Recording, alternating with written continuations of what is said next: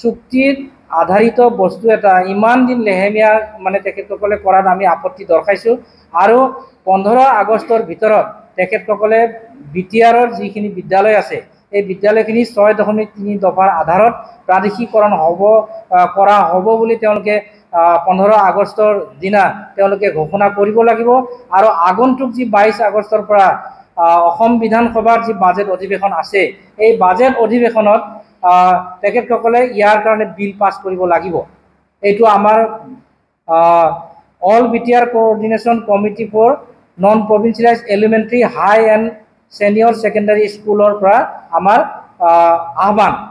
আৰু যদি এই 15 আগষ্টৰ ভিতৰত যদি তেখেতসকলে বিদ্যালয় প্ৰাদেশিকৰণ কৰাৰ কথা কোনো ধৰণে তেওঁলোকে মানে উল্লেখ নকৰে, অসম চৰকাৰে যদি উল্লেখ নকৰে, তেতিয়াহ'লে আমি 16 আগষ্টৰ দিনৰ পৰা আমি এটা কঠোৰ সিদ্ধান্ত ল'ব বিচাৰিছে। আমি পেন ডাউন কৰিম, শিক্ষকসকলে আমি পেন ডাউন কৰিম। আৰু আগষ্টৰ 22 আগষ্টৰ ভিতৰত যদি তেখেতসকলে এই প্ৰাদেশিকৰণৰ বিল যদি তেখেতসকলে পাছ নকৰে 6.3 দফাৰ আধাৰত, তেতিয়াহ'লে আমি ধাৰাবাহিকভাৱে আমি আন্দোলন কাৰ্যসূচী ল'ম। আৰু ইয়াত আমি ৰাইজৰ যিসকল অপ্ৰাদেশিত বিদ্যালয় স্থাপন কৰা যিসমূহ কমিটি আছে, ৰাইজ আছে, সেই অংশৰ মানুহক লগত লৈ পেলাই ৰাইজৰ মাজত সজাগতা আমি কৰিম। আৰু আমি প্ৰয়োজন হ'লে আমি ছাত্ৰ ছাত্ৰীক লগত লৈ হ'লেও আন্দোলন কৰাৰ কাৰণে প্ৰস্তুত আছোঁ। গতিকে মই শিক্ষক কৰ্মচাৰীসকলকো মই তেখেতসকলক মই মন মানে বান্ধি তেখেতসকলক আগবাঢ়ি আহিবৰ কাৰণে মই অনুৰোধ জনাইছোঁ।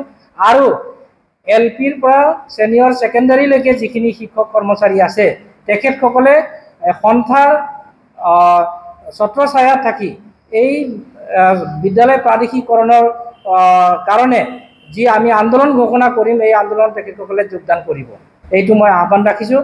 আৰু যদি বিদ্যালয় প্ৰাদেশিকৰণ বিষয়টো যদি ইমান লেহেমীয়া হৈ গৈ থাকে যে চুক্তি বিদ্যালয় প্ৰাদেশিকৰণ কৰাৰ কাৰণে বড়ো চুক্তিটোই একমাত্ৰ চুক্তি যে বিদ্যালয় প্ৰাদেশিকৰণ কৰাৰ বিষয়টোক ইয়াত অন্তৰ্ভুক্ত কৰা হৈছে, বিদ্যালয় প্ৰাদেশিকৰণ কৰাৰ বিষয়টো। গতিকে ইয়াৰ কাৰণে সৰ্বস্তৰৰ ৰাইজৰ যিবিলাক সমস্যা আছিল সমস্যাবিলাকক সমাধান কৰাৰ কাৰণে বড়ো চুক্তিটোক শান্তি চুক্তি আখ্যা দিয়া হৈছে।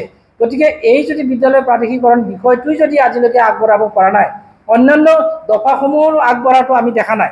গতিকে আমি যি শান্তি চুক্তি বুলি কোৱা হৈছে এই বিদ্যালয় প্ৰাদেশিকৰণ বিষয়টো যদি তেওঁলোকে আগ নবঢ়ায় তেতিয়াহ'লে শিক্ষকৰ নেতৃত্বত মানে আমি আন্দোলন কৰাৰ কাৰণে প্ৰস্তুত আছোঁ। এইটো আমি বিচৰা নাই, যিহেতু ৰাইজৰ অংশৰ লগত আমি জড়িত হৈ আছোঁ, শিক্ষাৰ দৰে এটা বিষয়ত আমি জড়িত হৈ আছোঁ।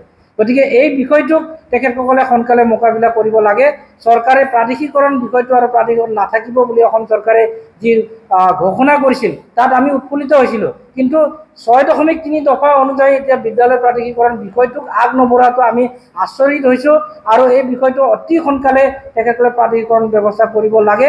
আৰু আমি এটা মানে আপত্তি জনাইছোঁ যে বিদ্যালয় প্ৰাদেশিকৰণ বিষয়টো যি চুক্তিত আধাৰিত হ'ল, ইয়াত চুক্তি স্বাক্ষৰকাৰীসকলে বিটিআৰত এতিয়া মানে শাসনত তেখেতসকলে আছে।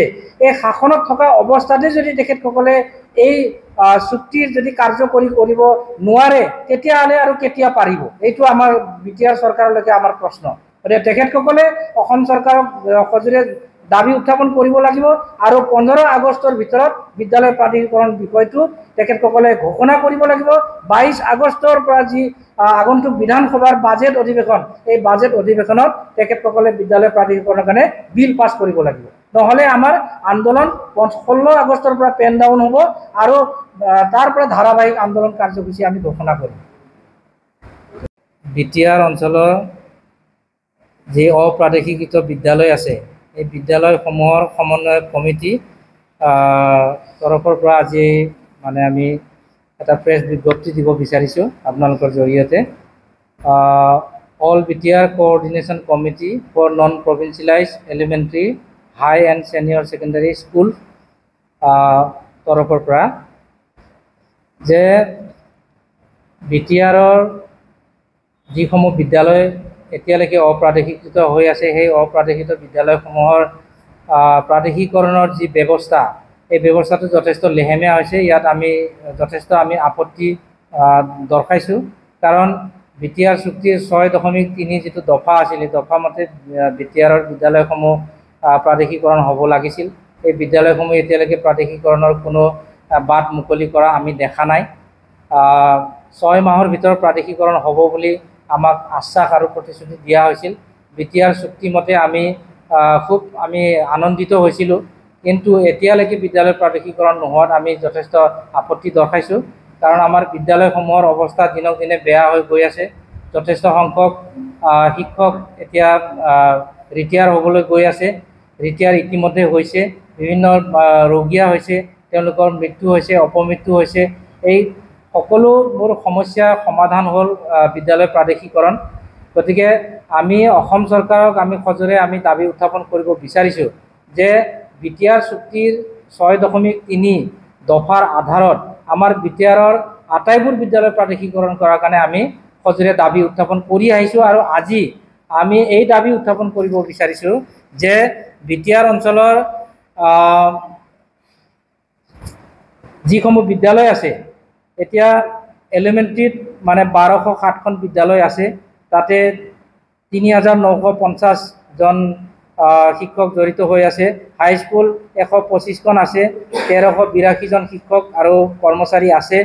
ছিনিয়ৰ ছেকেণ্ডাৰী স্কুল 16খন আছে, তাত 627 জন শিক্ষক কৰ্মচাৰী জড়িত হৈ আছে।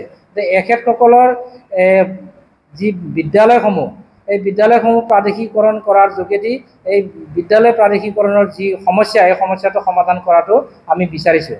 আৰু সেইকাৰণে আমি